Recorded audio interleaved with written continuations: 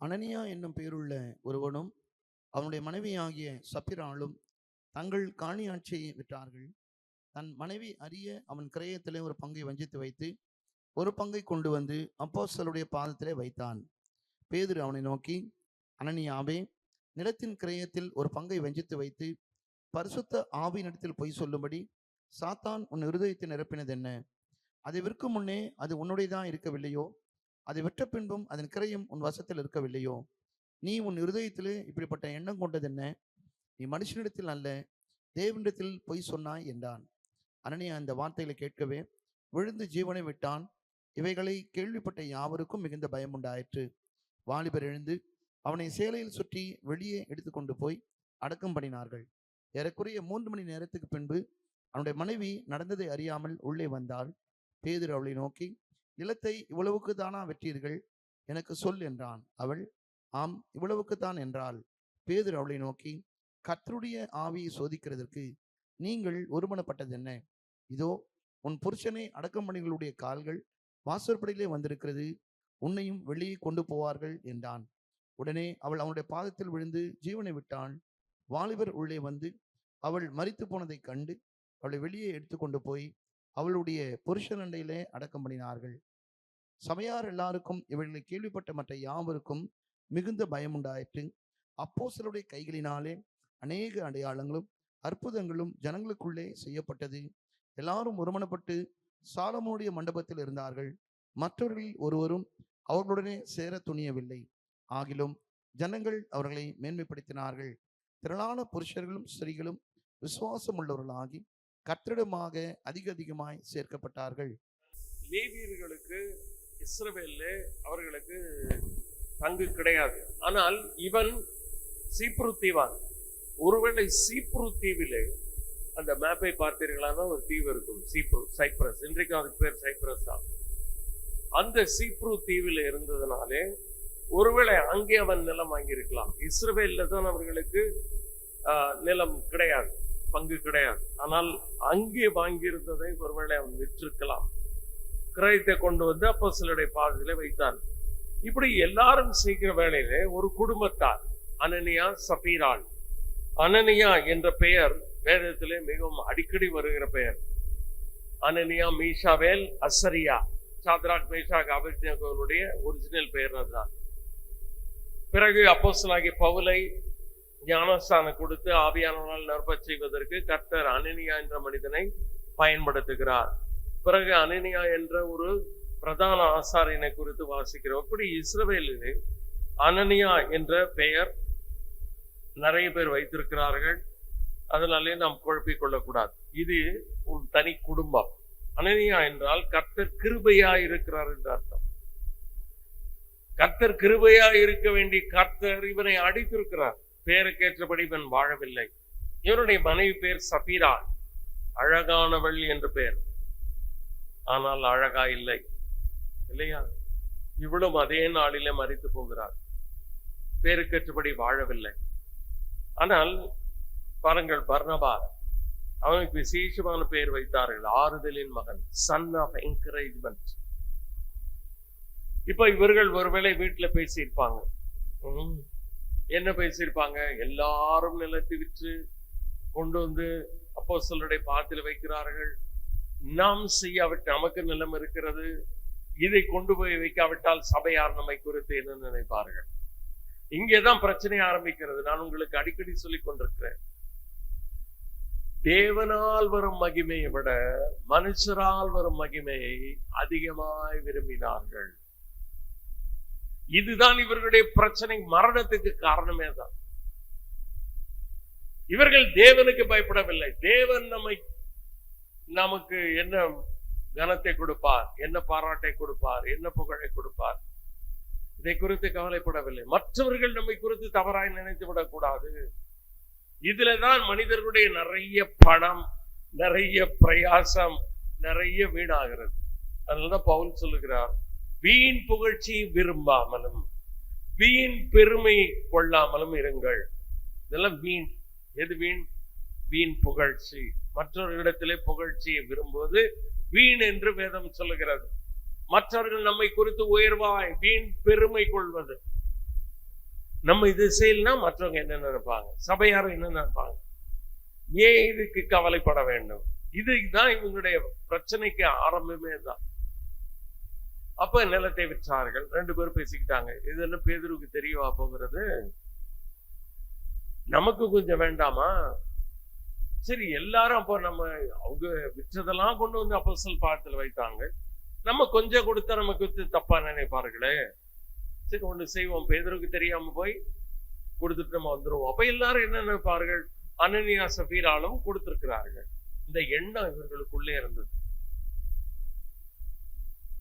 அதனாலதான் தன் மனைவி அறிய என்று நாம் வாசிக்கிறோம். அவன் கிரயத்திலே ஒரு பங்கை வஞ்சித்து வைத்து என்ன செஞ்சிருக்கலாம் இவங்க அப்படின்னா, பேதுருட்ட டைரக்டா வந்திருக்கலாம். பேதுருவே, நாங்க நிலத்தை விற்றோம், இவ்வளவு எங்களுக்கும் தேவைகள் இருக்கிறது, கொஞ்சம் பங்கை நாங்கள் வைத்துக் கொள்ளுகிறோம், மீதியே கொடுக்கிறோம், ஒரு பிரச்சனை இல்லை. ஆனால் எங்கே பிரச்சனை உருவானது என்றால், எல்லாருக்கும் முன்னாலும் தாங்கள் முழு நிலத்தின் கிரயத்தை கொடுத்து விட்டோம், இதை செய்யணும்னு அவசியம் இல்லை, அதனால உயிரே போனது. பாத்தீங்களா, மனிதருடைய புகழ்ச்சியை விரும்பும் போது இப்படிப்பட்ட சிக்கல்கள் ஏற்படும். மனிதர்கள் நினைத்தால் என்ன நினைச்சிட்டு போறாங்க, கர்த்தருக்கு முன்பதாக உத்தமமா இருக்க வேண்டும். அதனால்தான் தாவீது சொல்லுகிறார், உள்ளத்தில் உண்மை இருக்க விரும்புகிறேன். பொய் எங்கே ஆரம்பித்தது? சாத்தான் இருதயத்தை நிரப்பினது என்ன? பரிசுத்த ஆவியினிடத்தில் பொய் சொல்லும்படி. அனனியா வாயில சொல்லல, சபீராளது வாயில சொன்னாள், அனனியா வாயில சொல்லவில்லை. இருதயத்தில் அப்படிப்பட்ட எண்ணம் கொண்டதுனாலே அப்படிதான் சொல்றார் பேதுரு. நீ உன் இருதயத்தில் இப்படிப்பட்ட எண்ணம் கொண்டது என்ன? நீ மனுஷரிடத்தில் அல்ல, தேவனிடத்தில் பொய் சொன்னாய். இருதயத்துல எண்ணம் வந்த போதே பொய்யாக்கி விட்டது. நம்ம நிறைய நேரத்துல என்ன நினைக்கிறோம்னா, வாய் திறந்து பொய் வந்தால்தான் பொய் இல்ல, ஏமாற்ற வேண்டும் என்று நினைத்தாலே அது பொய். எந்த பாவமும் தேவன் இருதயத்திலே தான் ஆரம்பிக்கிறது. இருதயத்திலிருந்து புறப்படுகிறதை மனுஷனை தீட்டுப்படுத்த 13 காரியம் சொன்னார் ஆண்டவர் இயேசு கிறிஸ்து. செயல் வடிவிலே கடைசியிலே தான் வருகிறது. ஒரு சிறிய இச்சையோடு பார்க்கிற எவனும் அவளோடு கூட தன் இருதயத்திலே விபச்சாரம் செய்தாயிற்று. பார்த்தாலே போதும், அவன் அவளை பிடித்து அவளோடு உடலுறவு கொள்ள வேண்டும் என்ற அவசியம் இல்லை. பார்த்து இருதயத்தில் இச்சை தோன்றுகிற அதே வேளையில விபச்சாரம் செய்த ஆயிற்று. He has already committed adultery. வேதம் எந்த தரத்துல வைத்திருக்கிறது? நீ பாவம் எல்லாம் இப்படி பார்க்கப்பட்டால் எவ்வளவு நல்லா இருக்கும் இல்ல? தேவன் இப்படித்தான் பாவத்தை பார்க்கிறார். கொலைபாதகம், சகோதரனை தன் உள்ளத்தில் பகைக்கிறவன், இருதயத்தில் பகைக்கிற எவனும் மனுஷன் கொலைபாதகனான். கத்தி எடுத்து குத்தணும்னு அவசியம் இல்லை, அடிக்கணும்னு அவசியம் இல்லை. இருதயத்துல he who hates his brother is a murderer. ஆஹா, இப்படி பார்த்தா எத்தனை பேர் கொலைகாரர்கள், எத்தனை பேர் விபச்சாரர்கள், எத்தனை பேர் பொய்க்காரர்கள். பிரியமானவர்களே, வேதத்தின் தரம் மிக உயர்ந்தது. நம்ம எல்லாம் பாவத்தையே பெருசா நினைக்கிறது இல்லை. இன்னைக்கு பிரசங்கிமார்கள்லாம் பாவத்தை பெருசா பண்றது இல்லை. அப்படி நினைத்தாலும் செயல் வடிவிலே வந்தால்தான் அது கணக்கிலே வருது. பாவம் நிறைய நேரங்கள்ல மூடப்படுகிறது. பேதுரு என்ன போய் மூடி வச்சுட்டாரா? என்ன அனனியா, இத போய் செஞ்சுட்டீங்க, கொஞ்சம் பார்த்து செய்யுங்க, ஒண்ணும் கிடையாது. பிரியமானவர்களே, தேவன் பாவத்தை அதாவது திருச்சபையிலே முதல் நிறைய காரியங்கள் நடந்தது. பேதுரு முதல் பிரசங்கத்தை செய்தார், 3000 பேர் ரட்சிக்கப்பட்டார்கள். பிறகு பேதுரு பிரசங்கித்துக் கொண்டே இருக்கிறார். முதல் எதிர்ப்பு வருகிறது, முதல் காவல்ல வைக்கிறார்கள், முதல் அற்புதத்தை நிகழ்த்துகிறார். அதனாலே அவர்களை காவல்ல வைக்கிறார்கள், பயமுறுத்துகிறார்கள். பிறகு முதல் ஜெபத்தை திருச்சபை ஜெபிக்கிறதை நாம் பார்த்தோம். பிறகு சபையாருக்கு மக்கள் ஒருவருக்கு தேவை சந்திக்கத்தக்கதாக தங்களுக்கு உண்டாயிருந்த நிலம், வீடுகள், இவைகளை எல்லாம் விற்று அப்போஸ்தலருடைய பாதத்திலே இதனுடைய கிரயத்தை கொண்டு வந்து வைத்தார்கள். அப்படி வரும்போது இவர்களுடைய இருதயத்திலே தான் பிரச்சனை. பிரியமானவர்களே, செயல் நன்றாய் இருக்கலாம், சரியா? செயல் நன்றாய் இருக்கலாம், ஆனால் ஆண்டவர் இருதயத்தை பார்க்கிறவர். தாவீது கூட நம்ம பார்த்தோம்ல, 1 நாளாகமம் 21 தாவீது செய்த செயல் நல்லது.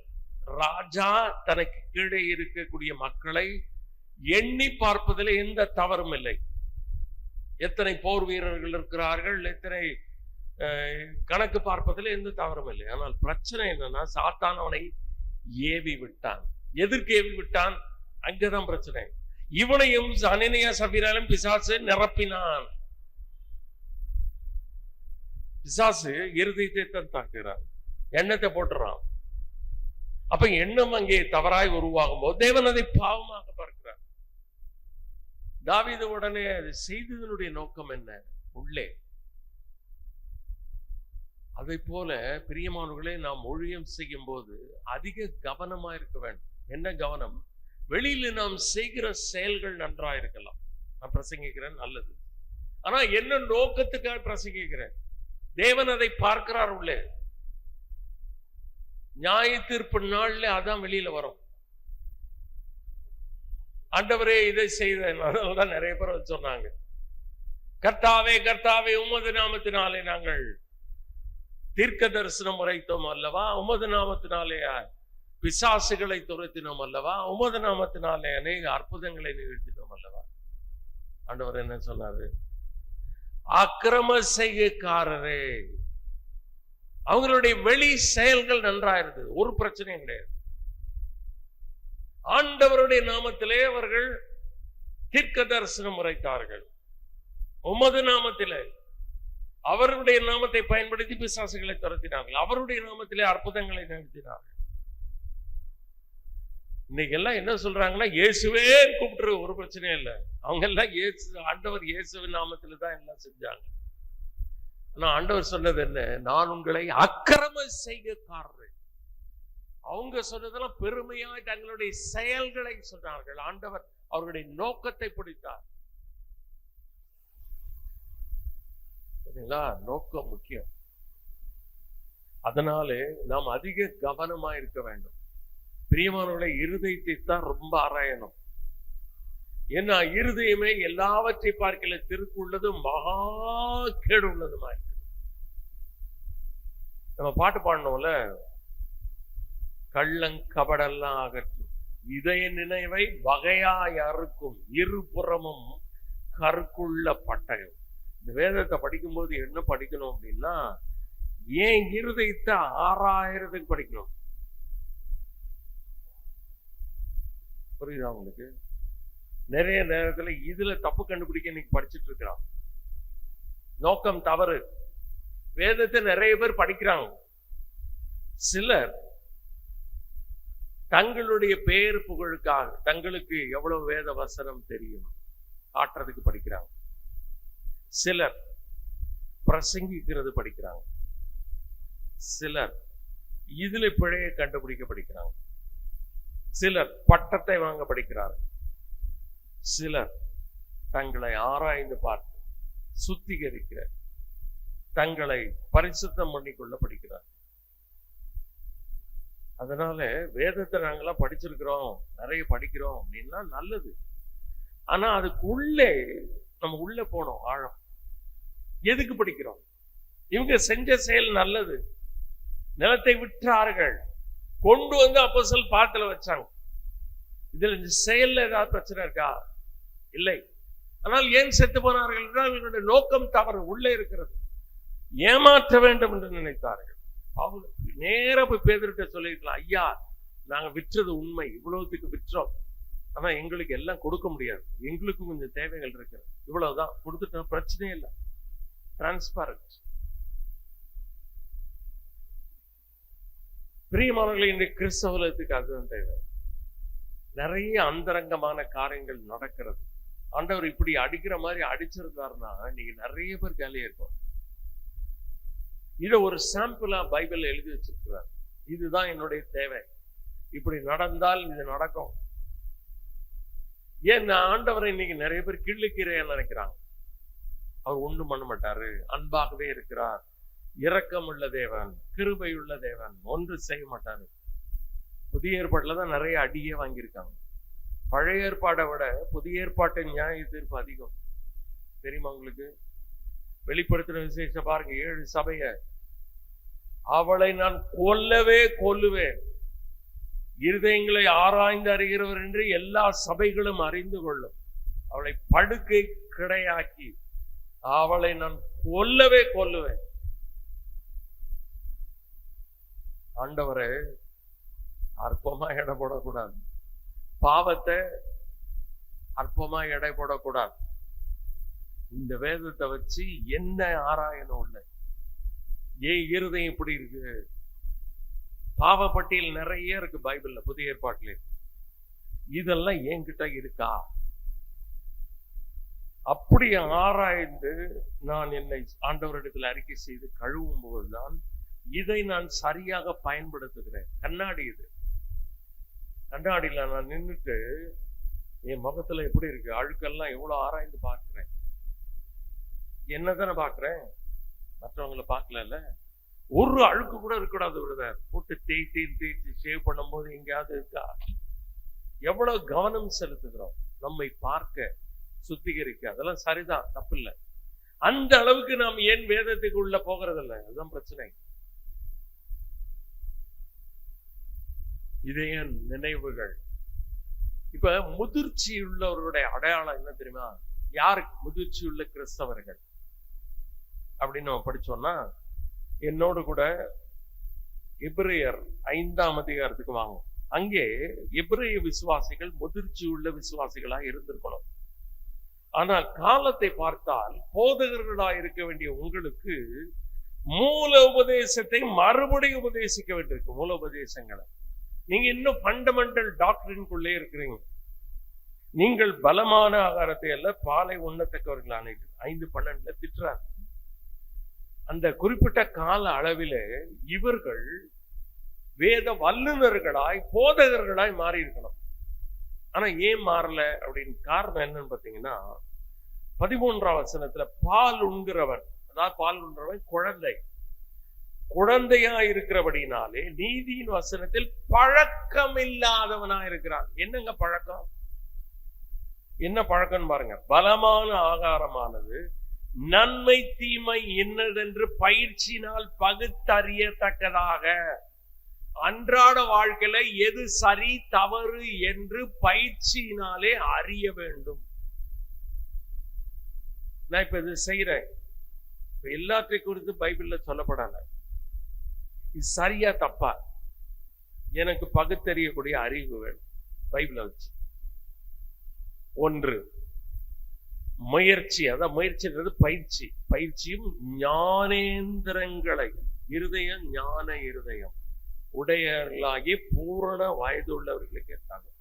மெச்சூரிட்டினா என்னன்னா, அன்றாட வாழ்க்கையில் சரி எது தவறு எது என்று பயிற்சியினால், பை பிராக்டிஸ். அப்போ வேத வசனத்தை அன்றாட வாழ்க்கையில கொண்டு போகணும். பொய் உதடுகள், பொய் நாவு கர்த்தருக்கு அருவருக்கிறார். உடனே என்ன செய்தோம், பள்ளிக்கூடத்துக்கு எடுத்துட்டு போயிருந்தோம். டீச்சர் கேட்கிறாங்க, ஏமா லேட்டு? பொய் நாவு கர்த்தருக்கு அருவருப்பாரு. டக்குனு உண்மையை சொல்லுங்க, அடி வாங்கினாலும் பரவாயில்ல. கல்லூரிக்கு போறீங்க, அங்கே பயன்படுத்துங்க. உதாரணத்துக்கு சொல்றேன், வேலையில வியாபாரத்துல பயன்படுத்துங்க. பிரதர், உண்மையெல்லாம் சொன்னோம்னா நம்ம பழைக்க முடியாது பிரதர் அப்படிங்கிறது பிசாசு சொல்லுகிற பொய். கீழே ஒரு வசனம் எழுதி வச்சிருக்கீங்க, ஞாபகம் இருக்கா? என்ன வசனம் தெரியுமா? உண்மையுள்ள மனுஷன், அதுதான் உண்மை. அப்ப உண்மையுள்ள மனுஷனை கர்த்தர் பரிபூர்ண ஆசீர்வாதத்தால் நிரப்புவார். இப்ப பிசாசு என்ன சொல்லி கொடுக்குறான்? பொய் சொன்னாதான், ஏமாத்தினாதான் பிழைக்க முடியும். இது பிசாசு சொல்லுகிற பொய். உண்மையுள்ள மனுஷன் பரிபூர்ண ஆசீர்வாதங்களை பெறுவான். இது கர்த்தருடைய வசனம். உண்மையை இருந்து பாருங்க. மக்களும் கேவலமா பேசட்டும், சொல்லிட்டு போட்டோம், அங்க ஸ்டார்ட் பண்ணணும். இதுதான் பயிற்சியினால். ஏன் பிரதர் சிஸ்டர் சபைக்கு வரல? உடனே ஒரு பொய். அது உண்மையை சொல்லிட்டு போங்க. என்ன இருக்கு?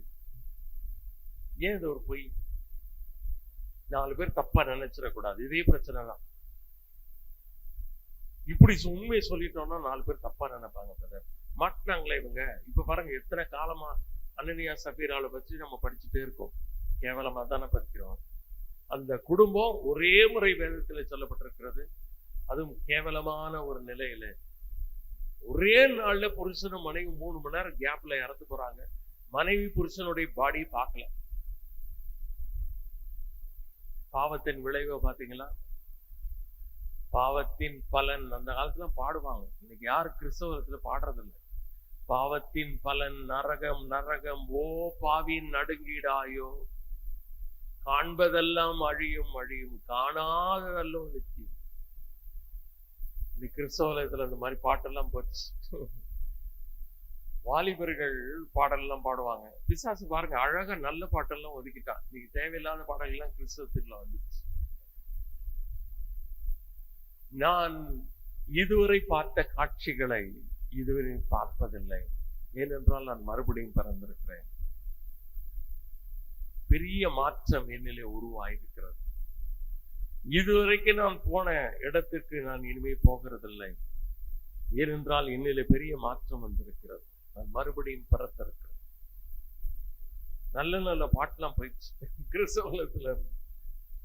இப்ப என்ன ஆகும்? மக்களுக்கு பாவத்தை குறித்து ஒரு பயமே இல்லாம போயிடும்.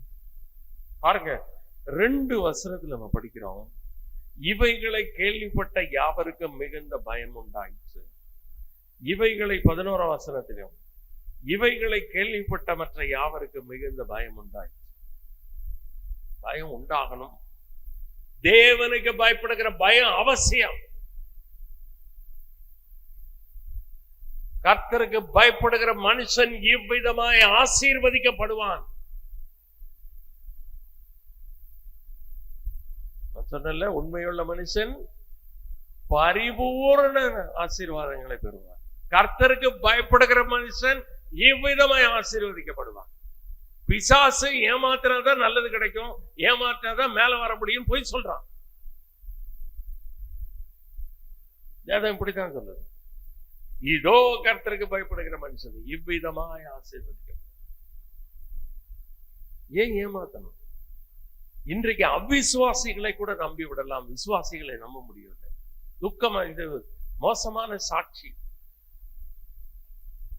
நமக்கு 1 கோடி ரூபாய் வச்சுட்டு கூட ஒரு விசுவாசிகிட்ட நம்பி போனோம். அது விசுவாசி. பிரியமானவர்களே, ஆண்டவர் வருகிறார். என்ன பார்ப்பா தெரியுமா? நல்லது, உண்மையும் உத்தமுள்ள ஊழியக்காரன், பெரிய ஊழியக்காரன், புகழ்பெற்ற ஊழியக்காரன், திறமைசாலி. அதெல்லாம் பரலோகத்துக்கு எடுபடாது, பூமிக்கு எடுபடும், பரலோகத்துக்கு எடுபடாது. பிரியமான சகோதர சகோதரிகளே, ரொம்ப கவனமா இருக்கணும். பாருங்க, அன்னைக்கு ஆண்டவர் உன் வீட்டுல தங்கணும்னு சொன்னார். சகைவு ஆண்டவர் ஒண்ணுமே சொல்லுது. அவன் உள்ளத்துல உண்டான மாற்றத்தை பாருங்க. நான் யாரிடத்திலமாவது அநியாயமாய் வாங்கிடும் இருந்தாலும் நாளத்தினையா கொடுக்கிறேன். நாசி 7 பாதி ஏழைகள். ஏன்னா அவன் நிறைய மக்களை ஏமாற்றி காவலர்களை வைத்து பணத்தை வரி வசூல் செய்தவன், நிறைய கொள்ளையடித்தவன் ஜனங்கள்.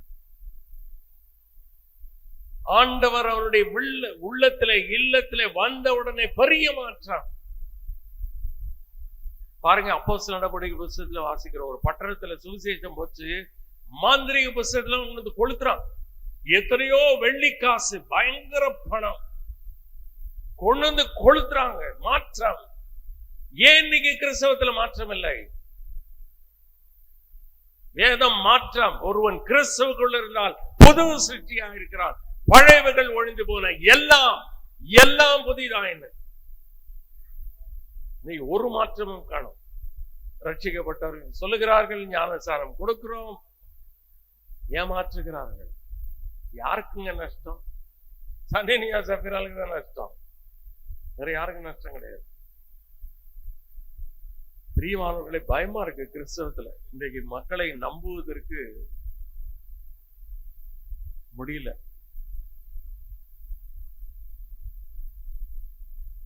ஏனென்றால் போதகர்கள் அப்படி போதிக்கிறது இல்லை. நம்ம கிறிஸ்தவத்தை குறித்து தப்பா புரிஞ்சு வச்சுட்டு இருக்கோம். கிருபை, எல்லாம் கிருபை, கிருபைதான். என் கூட ஒரு வசனத்தை வாசிங்க. தீத்து 2ஆம் அதிகாரம் 11ஆம் வசனத்திலிருந்து 14ஆம் வசனம் வரை வாசிங்க. கிருபை என்ன பண்ணுதுன்னு தெரிஞ்சுக்கங்க. கிருபைதான், சரியா? 2:11 இருந்து வாசிங்க. ஏனெனில் எல்லா மனுஷருக்கும் ரட்சிப்பை அளிக்கத்தக்க தேவ கிருபையானது பிரசன்னமாகி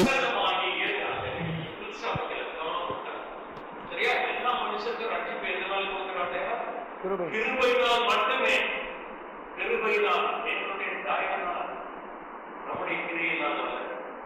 சரியா? ரட்சிப்பை அளிக்கத்தக்க தேவ கிருபையானது பிரசன்னமாகி சில காரியங்களை போதிக்கிறது. ரட்சிப்பை கொடுத்த பிறகு என்ன போதிக்கிறது? படிக்கிறது. நாம் அவபக்தியையும் லௌகீக இச்சைகளையும் வெறுத்து, அவபக்தினா தேவனை போல இருக்கிறது பக்தி. தேவன் அற்றதை, தேவனை போல இல்லாத என்ன அவபக்தினா லௌகீக இச்சை, உலக இச்சை, இவர்களை வெறுக்க வேண்டும். அப்ப இந்த கிருபை போதிக்கிறது என்னன்னா, வெறு, பாவத்தை வெறுத்து வெறுத்து தெளிந்த புத்தியும்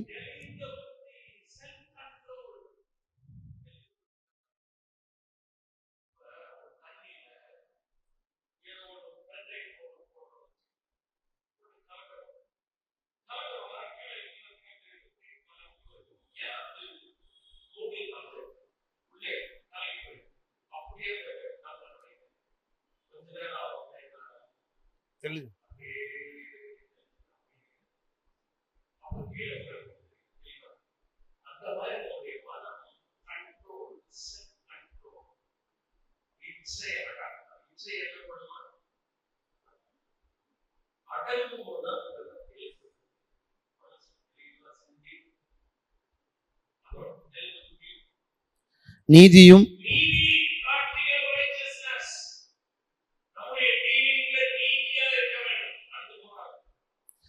தேவ பக்தியும் உள்ளவர்களாய்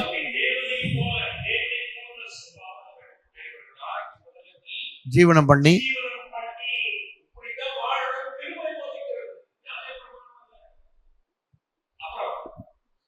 நாம் நம்பியிருக்கிற ஆனந்த பாக்கியத்துக்கும் மகா தேவனும் நமது இரட்சகருமாகிய இயேசு கிறிஸ்துவினுடைய மகிமையின் பிரசன்னமாகுதலுக்கும் எதிர்பார்த்து கொண்டிருக்கும்படி நமக்கு போதிக்கிறது.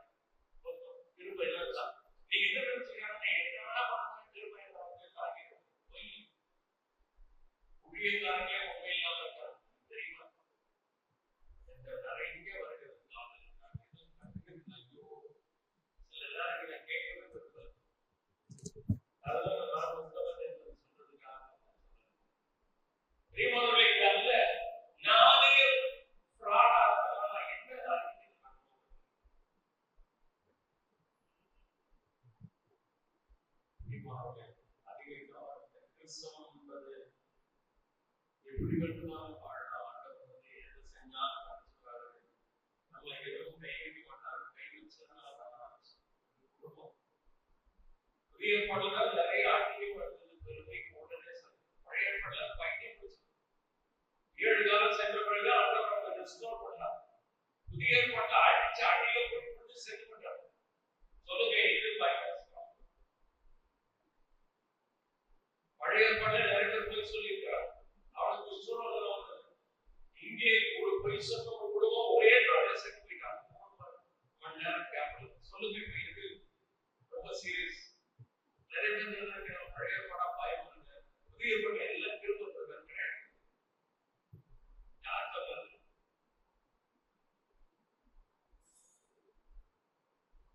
அப்ப என்ன சொல்றாங்க? அனனியாவே நிலத்தின் பிரேமில் ஒரு பங்கை கற்று பரிசுத்த ஆவியினிடத்தில் சொல்லுகிறார். பரிசுத்த ஆவியானவர் தேவன். அவர் ஒரு ஆவி அல்ல. இன்னைக்கு கூட ஜெகோவா விட்னஸ் என்ன சொல்றாங்கன்னா ஒரு ஆவி. அவர் ஒரு நபர். ஒரு நபர்கிட்ட தானே போய் சொல்ல முடியும், ஒரு ஆவிட்ட போய் சொல்ல முடியுமா? நபர். அவர் இஸ் a person. சாத்தான் உன் இருதயத்தை நிரப்பினது. நியாயப்படி இவங்க எதால் நிரப்பப்படணும்? பரிசுத்த ஆவியானவரால் நிரப்பப்பட வேண்டும். ஆனா யாரால் நிரப்பப்பட்டார்கள்? சாத்தானால் நிரப்பப்படுவாங்க. இப்ப 2 தான் இருக்கு. ஒன்று ஆவியினால் நிரப்பப்பட வேண்டும். நம்ம கடந்த வாரம் உங்களுக்கு நிறைய வசனங்களை காமிச்சு ஞாபகம் இருக்கா உங்களுக்கு? பரிசுத்த ஆவியினாலே அப்போஸ்தலர் நடபடிகள் புத்தகத்துல மட்டும் எத்தனை முறை நிரப்பப்பட்டார்கள்?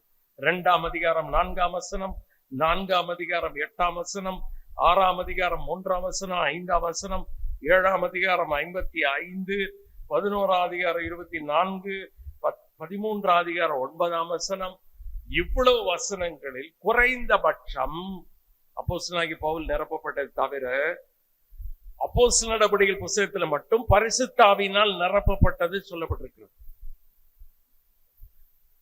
எபேசியர்ல பவுல் கட்டளையாக சொல்லுகிறார், துன்மார்க்கத்துக்கு ஏதுவான மதுபான வெறி கொள்ளாமல் ஆவியினால் நிறைந்து, ஆவியினால் நிரப்பப்படுகிற அனுபவம் தொடர்ந்து நடத்தப்பட வேண்டும். It is repeated activity. தொடர்ந்து being kept on filled, தொடர்ந்து நிரப்பப்பட்டு கொண்டே இருக்க வேண்டும். ஆவியானவரை பெறுவது ஒரு முறை, அதாவது ரட்சிக்கப்படும் போது ஆவியானவர் நமக்குள்ளே வருகிறார், அதெல்லாம் நம்ம பார்க்கிறது இல்லை. வந்த ஆவியானவரை நாம் துக்கப்படுத்தலாம், அவிழ்த்து போடலாம், எதிர்த்து நிற்கலாம், அவருக்கு விரோதமாய் பொய் சொல்லலாம். அப்படி செய்தோம் என்றால் அவருடைய ஊழியத்தை நாம் அனுபவிக்க முடியாது, அவருடைய ஆசீர்வாதத்தை அனுபவிக்க முடியாது. துக்கப்படுத்தி உள்ளே அமைதியா இருப்பார். ஆனால் ஆவியானவரால் நிரப்பப்படுவது என்றால் எப்படி ஒரு மதுபானம் ஒரு மனிதனுடைய அவன் குடித்த பிறகு அவனை முற்றிலும் ஆட்கொள்ளுகிறதோ அவனுடைய கட்டுப்பாட்டுல கொண்டு போயிருது. அது வரைக்கும் அவர் நல்லாதாங்க இருப்பாரு, கொஞ்சம் போட்டார்னா ஆளே மாறிடுவாரு சொல்றாங்கல்ல. அதனால்தான் பவுல் அதை வேறுபடுத்தி சொல்லுகிறார். துன்மார்க்கத்துக்கு ஏதுவான மதுபான வெறி கொள்ளாமல் ஆவியினால் நிறைந்த. அப்ப ஆவியானவர் நிறைந்தால் வாழ்க்கையில மாற்றம் வரும். ஏன்னா அவர் பரிசுத்த ஆவியானவர், அவர் மெய்யின் ஆவியானவர், அவர் உண்மையின் ஆவியானவர். அப்ப ஒரு மனிதன் பரிசுத்த, பேதுருக்கு எப்படி தெரியும் இவங்க பரிசுத்த ஆவியை பொய் சொல்லி இருக்கிறாங்க, சாத்தானால் நிரப்பப்பட்டிருக்காங்க? ஏன்னா அவங்க பொய் சொல்லி இருக்கிறாங்க. பொய் என்பது தேவனிடத்திலிருந்து வருகிறது அல்ல. எவ்வளவேனும் பொய்யுரையாத தேவன், God who cannot lie. தேவன் ஒருபோதும் பொய் உரைக்க மாட்டார். பிசாசு தான் யோவான் 8:4 அவன் பொய்யனும் பொய்க்கு பிதாமா இருக்கிறான். சாத்தானுக்கு இடம் கொடுத்துட்டாங்க. ஆனா பவுல் என்ன எழுதுறார் தெரியுமா? விசுவாசிகளும் பிசாசுக்கு இடம் கொடுக்க முடியும். எபேசியர்ல 4ஆம் அதிகாரத்தில் எந்த இடத்துல ஆவியானவரை துக்கப்படுத்தாதீர்கள் என்று எழுதுகிறாரோ அங்கே பிசாசுக்கு இடம் கொடாமல் இருங்கள். சூரியன் அஸ்தமிக்கிறதுக்கு முன்னே உங்கள் எரிச்சல் தனிய கடவுள். பிசாசுக்கு அப்ப சூரியன் அஸ்தமிக்கிறதுக்கு முன்னால கோபம் இடம் கொடுத்துட்டோம்னா பிசாசுக்கு இடம் கொடுத்துட்டோம்னு அர்த்தம். பிசாசுக்கு விசுவாசிகளும் இடம் கொடுக்க முடியும். தாவீது இடம் கொடுத்தான், விளைவு 70,000 அப்பாவி மக்கள் செத்து போனாங்க. அன்றைக்கு சுளகில போட்டு புடைக்கிற மாதிரி பிசாசு பேதுருவை புடைச்சிட்டான். அன்றைக்கு யோபுவை ஆண்டவர் அனுமதித்தார். யோபுனுடைய வாழ்க்கையில என்ன கஷ்டம் தெரியுமா? நம்ம எல்லாருக்கும் நன்றாய் தெரியும். யோபுனுடைய உருவே தெரியாமல் போனது. ஆண்டவர் அனுமதித்ததுதான். ஆனா இவங்கெல்லாம் இடம் கொடுத்துட்டாங்க. சரியா? இருதயத்தை நிரப்பினதே நீ ஏன் அவன் கட்டுப்பாட்டுக்குள்ள போன? அவனுடைய இச்சையின்படி செய்ய பிடித்திருக்கிறார். ஆண்டவர் ஒருபோதும் பொய் சொல்ல வைக்க மாட்டார். சரியா? ரொம்ப கவனமா இருக்கணும். அதை விற்கும் முன்னே அது உன்னுடையதா இருக்கவில்லையா? நியாயமான கேள்விதானே. விற்கிறதுக்கு முன்னால உன் நிலம். அதை விற்ற பின்பும் அதன் கிரயம் உன் வசத்தில் இருக்கவில்லையா? அது உன் பணம் தானே. அதை நீ உண்மையை சொல்லிட்டு போயிடலாமே. ஏன் நீ ஷோ காண்பித்தாய்? எல்லாத்தையும் கொடுத்ததை போல நீ காண்பித்ததுதான் தவறு.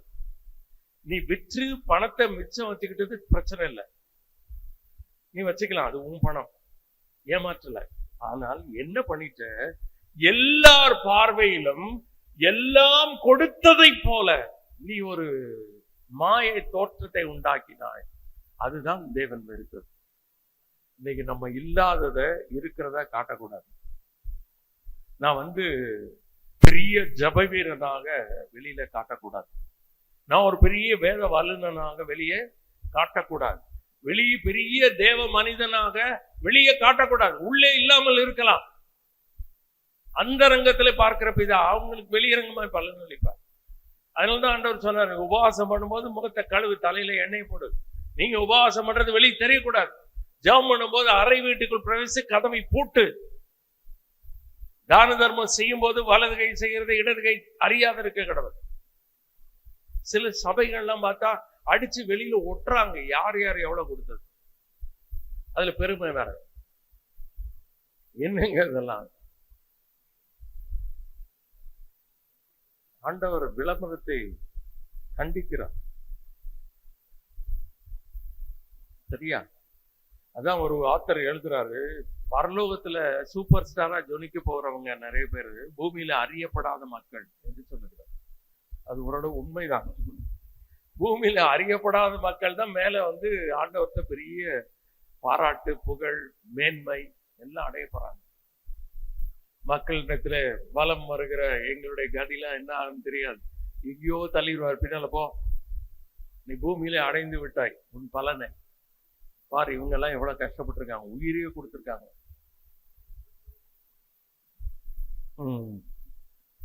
நீ உன் இருதயத்தில் இப்படிப்பட்ட எண்ணம் கொண்டது என்ன? இருதயத்தின் எண்ணம் இதுதான் நம்ம ஆராய வேண்டியது. இதே நினைவை வகையாய் இருக்கும், இருபுறமும் கருக்குள்ளதே.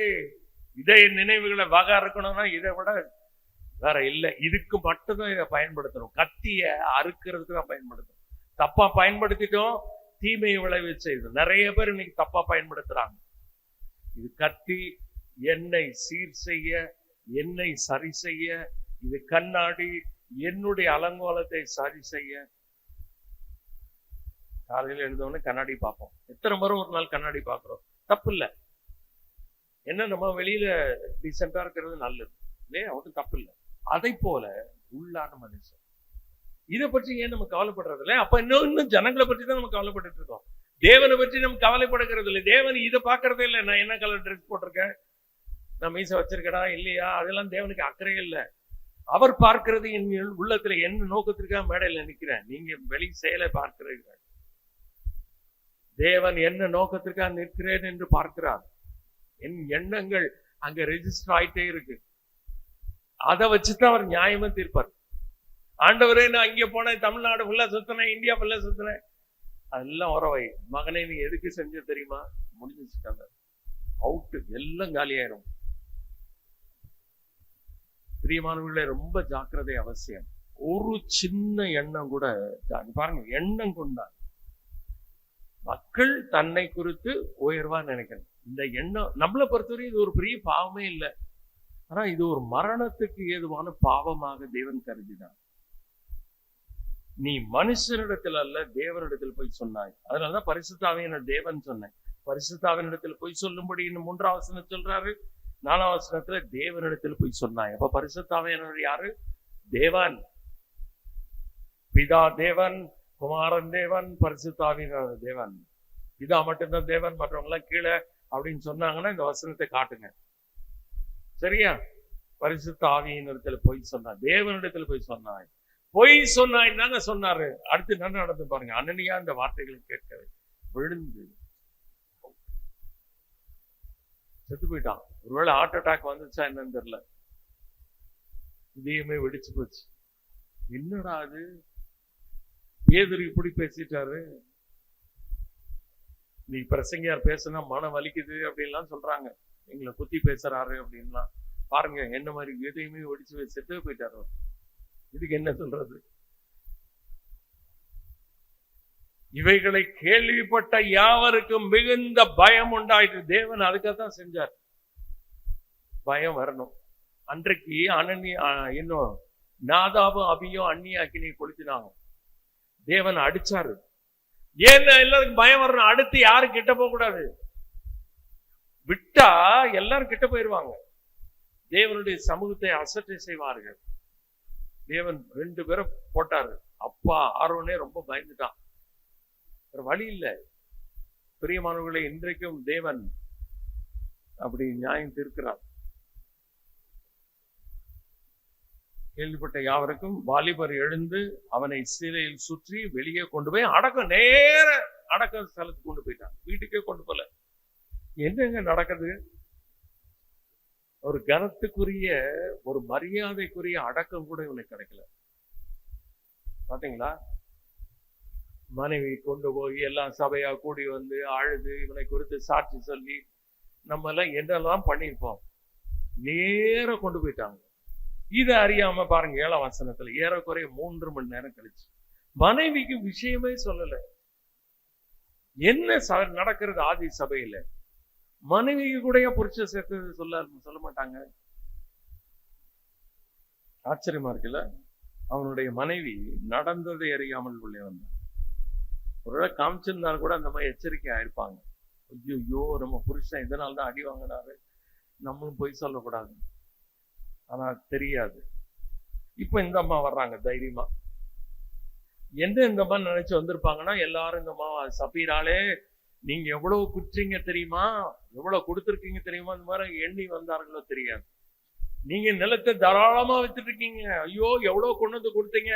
ஒருவேளை இதெல்லாம் நினைச்சு எதிர்பார்த்து வந்தாங்களோ தெரியாது. ஏன் வரணும் பேசிட்டப்ப? இவர் தான் கொடுத்துட்டார். கொடுத்து அடி வாங்கிட்டு இறந்தும் போயிட்டார். சபீரால் வர வேண்டிய காரணம் என்ன சொல்லுங்க? ஜனங்கள் நம்மை பாராட்டுவாங்களா? பாராட்டா கிடைச்சது. சபீரால் எதுக்கு வரணும்? என்ன நடந்தது? நம்ம புருஷனை குறிச்சு என்ன பேசுறாங்க, நம்ம குறிச்சு என்ன பேசுவாங்க நினைச்சு வர்றாங்க. பேதுரு கேட்கிறாரு, நிலத்தை இவளுக்கு தர வெற்றீர்கள், எனக்கு சொல். அவள் ஆம் எவ்வளவுதான். பாருங்க, விஷயம் பரவல, எவ்வளவு ஸ்மூத்தா முடிச்சுட்டாங்க. இந்த விஷயம் நம்மகிட்ட வேகமா பரவிடும். 3 மணி நேரம் டைம் இருக்கு இல்ல? 3 மணி நேரம் வரைக்கும் இந்த விஷயம் பரவவில்லை. இவ்வளவுதான் வச்சுறீங்களா? ஆமா. கர்த்தருடைய ஆவியை சோதிக்கிறது. இங்கே ஆவியானவரை கொண்டுதான் கொண்டு வர்றாரு. சோதிக்கிறதுக்கு நீங்கள் ஒருமனப்பட்டது என்ன? ஒருமனப்பட வேண்டுதான். நல்ல விஷயத்துக்கு கணவனும் ஒருமனப்படணும். பாவம் செய்யறதுக்கு ஒருமனப்பட்ட கூடாது. ஜாக்கிரதை. நம்ம வீட்டுல ரகசியமா பேசுறது. அன்னைக்கு இந்த சீரிய ராஜாவுக்கு குழம்பி போனான். எங்க பாளையம் இறங்கினாலும் இஸ்ரேல் ராஜா உஷாராயிட்டான். உடனே இவனுக்கு ரொம்ப குழப்பம் வந்துருச்சு. நம்மகிட்ட யாரோ உளவாளி இருக்கான், நான் எங்க படையெடுத்து போறனால அந்த உஷாராயிடுறான். இஸ்ரேல் ராஜா தப்பிச்சு போயிடறான். நீங்க யாரு உளவாளி சொல்ல மாட்டீங்களா? அப்போ ஒருத்தன் சொல்றான், ஐயா எங்கிட்ட யாரும் உளவாளி இல்ல, நீ படுக்கையறையில பேசுறது கூட எலிசா ராஜாட்ட சொல்லிடுவான். ஒரு தீர்க்கதரிசி கண்டுபிடிக்க முடியுமானால் கர்த்தர் எப்படிங்க? கர்த்தருடைய ஆவிக்கு மறைவாக எங்கே ஓடுவேன்? அப்ப கர்த்தருக்கு எவ்வளவு தெரியும்? ஒரு தீர்க்கதரிசி படுக்கறையில, ஒரு ராஜா, அடுத்த எதிரி நாட்டு ராஜா படுக்கையறையில தன் மனைவியோடு என்ன பேசுகிறான் என்று தெரியுமானால், அப்பதான் எலிசாவை பிடிக்கிறதுக்கு ஒரு படையே அனுப்புறாரு அவர். ஒரு எலிசா தீர்க்கதரிசிக்கு அந்த பவர் ஆண்டவர் கொடுத்திருந்தாருன்னா, அப்ப அவருக்கு எவ்வளவு தெரியும்ன்றதை யோசிச்சு பாருங்க. அப்ப நம்ம கர்த்தருக்கு எவ்வளவு பயப்பட வேண்டும் என்று யோசிச்சு பாருங்க. நிறைய வார்த்தைகள் நம்முடைய வார்த்தையில இருக்காது, நினைவுகள்ல இருக்காது. நினைவுல இருக்கு. நிறைய நேரங்கள்ல நம்ம பேச பயப்படுறோம். உண்மையா சரி, நான் கூட பேச பயப்படுறேன். ஒருத்தர் பத்தி தெரியுது, பேச பயப்படுறேன். ஏன்னா இது பேசுனா நமக்கு பிள்ளைங்க வந்துருமோ, இத போய் குமரவேல் இப்படி சொல்லிட்டாரு, நம்ம பேர் ரிப்பேர் ஆக்கிடுவாங்களோ அப்படின்னு நான் பேசாம இருக்கேன். ஆனா மனசுல இருக்குல்ல, கர்த்தர் மனசுதானே பாக்குறாரு. மனுஷன் வாயிலிருந்து வார்த்தை வந்தா மனுஷங்கிட்ட மாட்டிக்குவோம். ஆனா இருதயத்துல எண்ணம் இருக்க வரை கர்த்தர்கிட்ட நம்ம மாட்டிக்கிறோம். இப்ப யாருக்கு நான் ரொம்ப பயப்படணும்? கர்த்தருக்கு தான் பயப்படணும். இவங்க படுக்கையறையில பேசி ஒருமனப்பட்டு ஒரு தீர்மானத்தோட முடிவு பண்ணிட்டு வந்தது கர்த்தர் பார்த்திருக்கிறார். அன்றைக்கு ஆகாபும் எசபேலும் ரகசியமாய் பள்ளி அறையில ஆலோசனை செய்து அவனை நாபோத்தை கொல்ல வேண்டும் என்று தீர்மானித்ததை கர்த்தர் கவனித்து அதற்குரிய பழி வாங்கினார். அதுக்காவது கொஞ்சம் காலம் ஆனது. நான் தான் சொன்ன பாருங்க, பழைய ஏற்பாடை விட புதிய ஏற்பாடு ரொம்ப கிருபை உள்ளதுன்னு சொல்லாதீங்க. அங்கேயாவது ஆகாபுக்கும் எசபேலுக்கும் கொஞ்சம் காலம் அவகாசம் கிடைச்சு 2 பேரும் கொல்லப்பட்டார்கள். பாருங்க, இன்னைக்கு ஒரே நாள்ல 3 மணி நேரம் இடைவெளியில கணவனும் மனைவி கொல்லப்பட்டாங்க. அங்கேயாவது ஒருத்தனை அநியாயமா பொய் சொல்லி கொன்ற பிறகு, இங்க யாரை கொன்றார்கள் இவர்கள்? யாரையும் கொல்லல. இவங்க பொய் சொன்னதுனால என்ன வச்சு? யாருக்குன்னா நஷ்டம் வந்துச்சா? இல்லை. யாருக்காவது தீமை வந்ததா? இல்லை. பிரதர், யாருக்கு பிரச்சனை பிரதர்? ஆனாலும் கர்த்தர் ஏற்றுக்கொள்ளவில்லை. இதோ உன் பிரச்சனை அடக்கம் பண்ணவங்க வந்துட்டாங்க, உன்னை கூட்டிட்டு போயிடுவாங்க. ஐயோ, இப்ப என்ன இதுல இருந்து என்ன கத்துக்கிறோம்னா, அன்றைக்கு அடக்கம் எல்லாம் ஒரு பெரிய நிகழ்வே இல்லை போல. இன்னைக்கு நம்ம அதை ரொம்ப பெருசாக்கிட்டோம். சில நேரங்கள்ல நிறைய நேரங்கள் பொய்யெல்லாம் சொல்றோம். அடக்க நிகழ்வு இல்லை. ரொம்ப கவனமா இருக்கணும். மிகைப்படுத்தி சொல்வதும் பொய்யே. சரியா? மிகைப்படுத்தி சொல்வதும் பொய்யே. முதல் நூற்றாண்டு திருச்சபை அடக்கத்திற்கு இம்பார்ட்டன்ஸே கொடுக்கல. எதுக்கு முக்கியத்துவம் கொடுத்தாங்க? பரிசுத்தத்துக்கு, இருதயத்தின் எண்ணத்துக்கு, பரிசுத்த ஆவியானவர் துக்கப்படுத்துவதை குறித்து. இதுக்கு நமக்கு இன்னைக்கு பரிசுத்தமாவது மண்ணாங்கட்டியாது. ஊழியக்காரர் ஃப்ராடா இருப்பாரு. ஆனா அன்னைக்கு புகழ்றத பாருங்க, பொய். காது கொடுத்து கேட்க முடியாது. ஒருத்தர் இப்படிதான் ஒரு கூட்டத்துல ஒருத்தரை பற்றி பேசிக்கிட்டே இருந்தாங்களாம். வெளியே வந்துட்டாரா? ஏங்க வெளியே வந்து, எவ்வளவுதாங்க நான் பொய் கேட்டுட்டே இருக்கிறது? பொய்ய எவ்வளவுதான் நான் பொய்ய கேட்கறது?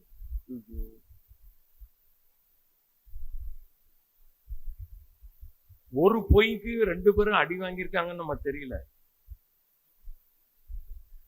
பிரியமானவர்களே, கவனமா இருக்கணும். அதனாலதான் நான் இந்த மாதிரி இறந்து போனவர்களுடைய ஆறுதல் கூட்டம் பொய் சொல்றது, இதுலதான் நான் நிறைய கலந்துக்கிறது இல்லை. நிறைய பேர் என் மேல கோபத்திலே இருக்காங்க. நான் எனக்கு சொல்லியிருக்கேன், எனக்கு இதெல்லாம் நடத்தக்கூடாது, செத்து போடாது, தப்பு. இங்க திருச்சபை என்ன பண்ணிச்சு பாருங்க, ஒண்ணுமே பண்ணல மாறி. அதனால நம்ம அப்படி போக வேண்டாம். அதுக்குன்னு ரொம்ப எக்ஸ்ட்ரீம் போக கூடாது. ஊழியக்காரர் ஃப்ராடு பண்ணியிருப்பாரு, விபச்சாரம் பண்ணியிருப்பாரு, திருடி இருப்பாரு, ஏமாத்தி இருப்பாரு, பொய் கணக்கு போட்டிருப்பாரு. நான் அவரை பற்றி பேசுறாங்க பாருங்க. கர்த்தருக்கு தெரியாதா யாரை ஏமாற்ற முயற்சி பண்றோம்? கர்த்தர் எது போனா போதுன்னு விட்டு வச்சிருக்கிறாரு. இது ஒரு சாம்பிள். உன்னையும் எடுத்துட்டு போயிடுவாங்க, அவ்வளவுதான். உடனே அவள் அவனுடைய பாதத்தில் விழுந்து ஜீவனை விட்டாள். வாலிபர்கள் உள்ளே வந்து அவள் மரித்து போனதை கண்டு அவளை வெளியே எடுத்து கொண்டு போய் அவளுடைய புருஷனில் அடக்கம் பண்ணினார்கள். சபையார் எல்லாருக்கும் இவைகளை கேள்விப்பட்ட யாவருக்கும் மற்ற யாவருக்கும் மிகுந்த, அதுதான் கர்த்தர் செய்தார். ஏன் அடிச்சாரு? பயம் வரணும். இன்னைக்கு ஏன் எழுதி வச்சிருக்காரு? நமக்கு பயம் வரணும். கர்த்தரை பற்றி பயம் வேணுங்க. 34ஆம் சங்கீதத்துல தாவீது என்னங்க சொல்றாரு? நான் அடிக்கடி உங்களுக்கு சொல்ற வசனம், அந்த வசனத்தை நம்ம படிக்கலாம். தாவீது என்ன சொல்றாரு தெரியுமா? பிள்ளைங்களே எங்கிட்ட வாங்க, நான் உங்களுக்கு ஒன்று காரியத்தை கற்றுத்தரேன். 34 11ஆம் வசனம், பிள்ளைகளே வந்து எனக்கு செவி கொடுங்கள், கர்த்தருக்கு பயப்படுதலை உங்களுக்கு போதிப்பேன். I will teach you the fear of the Lord. இன்னைக்கு நம்ம பிள்ளைங்களுக்கு என்னங்க கற்றுத்தரோம்? என்ன கற்றுத்தரோம்? தேவன் அன்பாகவே இருக்கிறார், இதை தவிர வேற எதுவுமே கற்றுக் கொடுக்கிறது இல்ல. பிள்ளை பாவம் செய்யற பயப்படவே இல்லாம வளர்றான். பாவம் செய்யறது பாவம் தப்புன்னு சொல்லி கொடுக்கணும். இது பொய் சொல்றது பாவம் சொல்லணும், திருடுறது பாவம் சொல்லி கொடுக்கணும். கர்த்தருக்கு பயப்படுதல் என்றால் என்ன? அதனால தாங்க தானியேல் வாலிப பருவத்தில் அந்நிய தேசத்துக்கு எடுத்து போகும்போது கூட ராஜாவின் போஜனத்தினாலே தன்னை தீட்டுப்படுத்தல் ஆகாது என்று இருதயத்தில் தீர்மானித்தான்.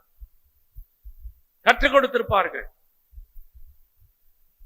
மோசே எப்படி இவ்வளவு பெரு அனித்தியமான பாவ சந்தோஷங்களை அனுபவிப்பதை பார்க்கலும் தேவனுடைய ஜனங்களோட துன்பத்தை அனுபவிக்க தெரிந்து கொண்டான். அவனுடைய அம்மா யோகபேத் கற்றுக் கொடுத்திருப்பார்கள். பிரியமானவர்களே, நாம் நம்முடைய பிள்ளைகளுக்கு என்ன கற்றுக் கொடுக்கிறோம்? நம்முடைய கண்ட்ரோல்ல இருக்க பிள்ளைகளுக்கு என்ன கற்றுக் கொடுக்கிறோம்? மக்கள் விரும்பினால் சரி விரும்பாவிட்டால் சரி கர்த்தருக்கு பயப்படுதலை போதித்தே ஆக வேண்டும். இதுக்குத்தாங்க கர்த்தர் 2 வசனத்துல வந்திருக்குல்ல, இதை கேள்விப்பட்ட யாவருக்கும் மிகுந்த பயம் உண்டாகட்டும். கர்த்தருக்கு பயப்படட்டும். மனிதர்களுக்கு பயப்பட மாட்டாங்க, சூழ்நிலைக்கு பயப்பட மாட்டாங்க. தானியேல் எதுக்கு பயந்தார்? சிங்ககபிக்கு பயப்படவே இல்லை. ஏன்? கர்த்தருக்கு பயந்தார். யோசேப்பு எஜமாட்டிக்கு பயப்படவில்லை, சமுதாயத்துக்கு பயப்படவில்லை, கர்த்தருக்கு பயந்தார். நம்ம பிள்ளைங்களுக்கு அப்படி கற்றுக் கொடுத்துட்டோம்னா யாருக்கும் எதுக்கு பயப்பட மாட்டாங்க, கர்த்தருக்கு பயப்படுவாங்க. இது ஒண்ணு போதுங்க, கர்த்தருக்கு பயப்படுகிற பயம். கர்த்தர் பரிசுத்தர், அவர் நீதிபரர், நீதியுள்ள நியாயாதிபதியாகிய கர்த்தர் அந்நாளிலே அதை எனக்கு தந்தருள்வார். சரியா? ஆண்டவரை பற்றி சரியாய் நாம் கற்றுக் கொடுக்க வேண்டும். இந்த பயத்தை ஆதி திருச்சபையில கொண்டு வர்றதுக்கு தான் ஆண்டவர் இது செய்து காண்பித்தார். அப்புறம் அப்போஸ்தலருடைய கைகளினாலே அநேக அடையாளங்களும் அற்புதங்களும் ஜனங்களுக்குள் செய்யப்பட்டது. எல்லாரும் மறுமணப்பட்டு சாலமோன் மண்டபத்தில் இருந்தார்கள். இதுவும் இந்த ஜெபத்திற்கு பதில் தெரியுமா உங்களுக்கு?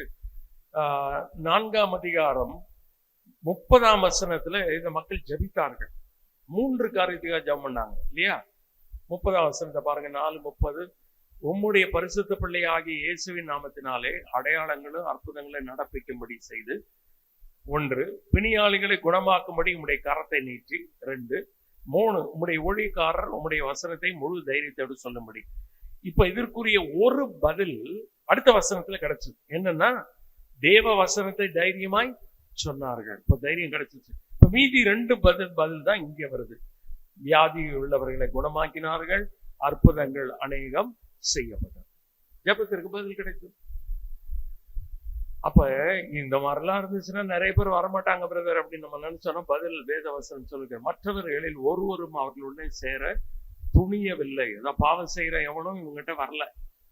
ஆகிலும் ஜனங்கள் அவர்களை மேன்மைப்படுத்தினார்கள். நன்ற கவனிங்க. 14ஆம் வசனத்தில், திரளான புருஷர்களும் ஸ்திரீகளும் விசுவாசம் உள்ளவர்களாகி கர்த்தரிடமாய் அதிகமாய் சேர்க்கப்பட்டார்கள். நம்ம ஏன் பாவத்தை அறிக்கிறது இல்ல, தேவன் நியாய தீர்ப்பு அறிவிக்கிறதுல மக்கள் வரமாட்டாங்கன்னு நினைக்கிறோம். இது பொய். எழுப்புதல் ஏற்பட்ட காலத்தில், மக்கள் நிறைய ரட்சிக்கப்பட்ட காலத்தில் மக்கள் பாவத்தை விட்டு மனம் திரும்பினார்கள், அழுதார்கள். என்றைக்கு பாவ உணர்வடைந்து மக்கள் பாவத்தை விட்டு மனம் திரும்புகிறார்களோ திரள் கூட்ட மக்கள் ரட்சிக்கப்படுவார்கள். இன்னைக்கு ரட்சிக்கப்பட்டோன்னு சொல்லி பிராடு வேலையில இருக்கவங்க எல்லாம் ரட்சிக்கப்படாத அநேகர் இருக்கிறாங்க. ஞானஸ்தானம் பெற்ற அநேகர் ரட்சிக்கப்படாதவங்க தெரியுமா உங்களுக்கு? நானே ஒரு சிலர் கொடுத்துருக்கேன். பின்னால பார்த்தா அவங்க ரட்சிக்கவே படல. கேள்வி கேட்டீங்கன்னா எல்லாத்துக்கும் பதில் சொல்றாங்க. நீங்க பாவின்னு நம்புறீங்களா? ஆமா, ஆண்டவர் இயேசு கிறிஸ்து உங்களுடைய பாவத்துக்காக ரட்சிக்க சிலுவையில உயிரை கொடுத்தார், ரத்த சிந்தினார், அடக்கம் பண்ணப்பட்டார், 3ஆம் நாள்ல உயிர் தெழுந்தார் என்று விசுவாசிக்கிறீர்களா? ஆமா. உங்கள் பாவங்களை இறக்கி செய்தீர்களா? ஆமா. ஆண்டவர் பாவ மன்னிப்பை கொடுத்தாரா? ஆண்டவர் வரும்போது எடுக்கப்படுவீர்களா? எல்லாத்துக்கும் ஆமம் தான். கல்யாணம் தடைக்கு சொல்ற மாதிரி. அப்புறம் எல்லாம் காற்றுல போகும். ஆனா பாருங்க, அநேக ஜனங்கள், திரளான புருஷர்கள், ஸ்திரீகள் விசுவாசம் உள்ளவர்களாய் கர்த்தரிடமாய் அதிக அதிகமாய் சேர்க்கப்பட்டார். இது நடக்கணும்னா கர்த்தருக்கு பயப்படுகிற பயம் வேணும். பிரியமானவர்களே, போதிக்கிற நாம், கேட்கிற நாம் அனைவரும் கர்த்தருக்கு பயந்து நம்முடைய இருதயத்தை ஆராய்ந்து பரிசுத்தம் பண்ணி கொண்டால் எழுப்புதல் வெகு தொலைவில் இல்லை. எழுப்புதலுக்கு காரணம் என்ன தெரியுமா? ஊழியர்களாகிய எங்களை போன்ற ஊழியர்களுடைய பாவம், பிரசங்கிமார்களுடைய பாவம், திருச்சபையினுடைய பாவம் தேவன் கிரியை செய்ய முடியாதபடிக்கு அவர்களுடைய கைகளை கட்டி போடுகிறது. நான் இன்றைக்கு சொல்லுகிறேன், தாவீது என்ன சொன்னார் தெரியுமா? ஒரு வசனத்தை வாசிக்கலாம். நீ கூட 51ஆம் சங்கீதத்துக்கு வாங்க. நம்ம இதெல்லாம் பைபிள்ல இருந்தா சொல்றேன், நான் ஏதோ கட்டுக்கதை சொல்லிட்டு போல, எல்லாம் பைபிள்ல இருக்கு. 51ஆம் சங்கீதம் 12-13 வசனத்தை படிங்க பிரதர். 12-13 வசனங்கள். தந்து செய்யும். ஏன் செய்யணும்? அப்ப என்ன நடக்கணும்? அடுத்த வசனத்துல பார்த்தா சொல்ல, அப்பொழுது உபதேசிப்பேன், மனம் திரும்புவார்கள். நீங்க என் பாவத்தை மன்னிச்சு எனக்கு உற்சாகமான ஆவி, எனக்கு ரட்சணித்து சந்தோஷம் கொடுத்தீங்கன்னா தான் நான் பாவிகளுக்கு உங்களுடைய வழியை உபதேசிப்பேன். பாதகர் பாவிகள் உம்மிடத்துல மனம் திரும்புவார்கள். இது நடக்காத வரைக்கும் இது நடக்காது. அப்பொழுது அந்த வேர்டை அண்டர்லைன் பண்ணுங்க. எப்பொழுதுன்னு கேள்வி கேட்கணும். முன்னால் நடக்கும் போது நடந்தால்தான் பின்னால் நடக்கிறது நடக்கும். பிரியமானவர்களே, நாம் அதிகமாக நம்மை தாழ்த்த வேண்டும். இந்தியாவுக்கு எழுப்புதல் வேண்டும் என்றால், இந்தியா ஏன் ரட்சிக்கப்படவில்லை என்றால் நீங்களும் நானும் தான் காரணம். நாம் தான் பொறுப்பாளிகள். இந்த பொறுப்பை ஏற்றுக்கொண்டு தான் ஆக வேண்டும். நம்மை போய் ஆண்டவர் சமூகத்திலே தாழ்த்தி வேத வசனத்தை வைத்து இருதயத்தின் எண்ணங்களை நியாயம் தீர்த்து, மற்றவர்களை அல்ல, என்னை நான் நியாயம் தீர்த்து என்னை சுத்திகரித்து கர்த்தருடைய கரத்திலே பரிசுத்த பாண்டமாய் அர்ப்பணிப்பேனால் கர்த்தர் என்னை கொண்டு அநேகர் மனம் திரும்புவதற்கு பயன்படுத்துவார். அது நடக்கவில்லை என்றால் நான் தான் குற்றவாளி. என்னிடத்தில் ஏதோ சரி செய்யப்படாத காரியங்கள் இன்னும் இருக்கிறது. என்ன புரிஞ்சுக்கிட்டோம்? God is serious about sin. தேவன் பாவத்தை குறித்து அதிக முக்கியத்துவம் வாய்ந்ததாக கருதுகிறார். புதிய ஏற்பாட்டின் காலத்திலே, திருச்சபையின் காலத்திலே, அதுவும் செயலை விட உள்ளான இருதயத்திலே எண்ணத்தை பார்க்கிறார். இதை சரி பண்ணிட்டோம்னா இந்தியா மனம் திரும்பி ரட்சிக்கப்படுகிற காலம் வெகு தொலைவில் இல்லை. சரியா? செய்வோமா? இந்த எழுப்புதல் என்னிலே ஆரம்பிக்கட்டுமே, நம்மிலே ஆரம்பிக்கட்டுமே. கர்த்தர் பெரிய காரியங்களை செய்வார். அவருடைய திருநாமம் என்றும் என்றும் மகிமைப்படுவதாக. ஆமென்.